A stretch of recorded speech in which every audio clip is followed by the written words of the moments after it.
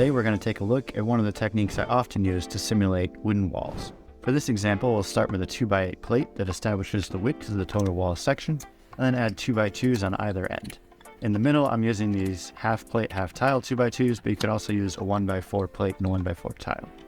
On top of those, we're going to add some 2x2 up brackets that will serve as the attachment point for some of the wooden planking. And then on either end, we'll use round bricks to make some sturdy wooden columns.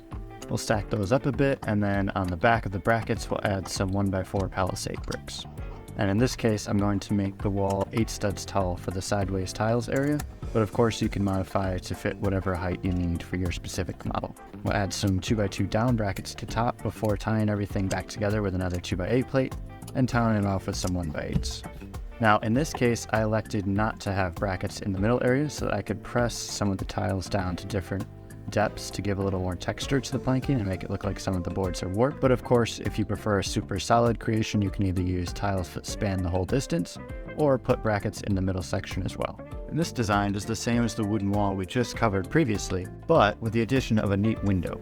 So we'll start off again with a 2x8 plate to serve as the foundation for the wall section.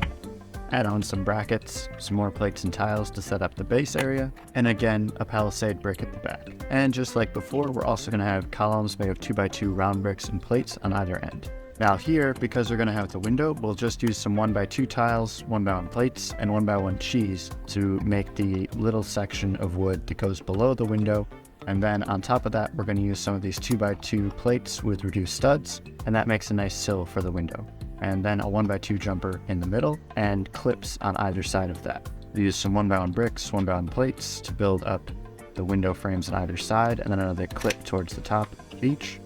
Into that we'll place a 4-long bar in reddish brown. This gives us a nice connection point for some shutters and also adds a little extra fine detail. Here I've opted to use a 4-long bar in black and some black minifigure hands to give a very detailed window lattice in the middle. But there's lots of different things you could do if you don't have extra minifigure hands or prefer a different look. With that structure in place, we can quickly build up the round posts on either end, cap it off with a 2x8 plate again, and more 1x8 tiles. Now we're ready to put on the shutters, which use some 1x2 clips and 1x4 tiles, and of course you can pick whatever color you like. And similar to how I did underneath the window, we'll add some more small plates and tiles to detail over top.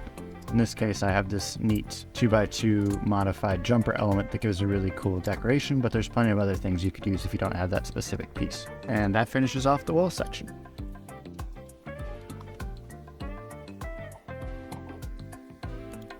And if you found this guide useful, be sure and check out our other tutorials. Thanks for watching.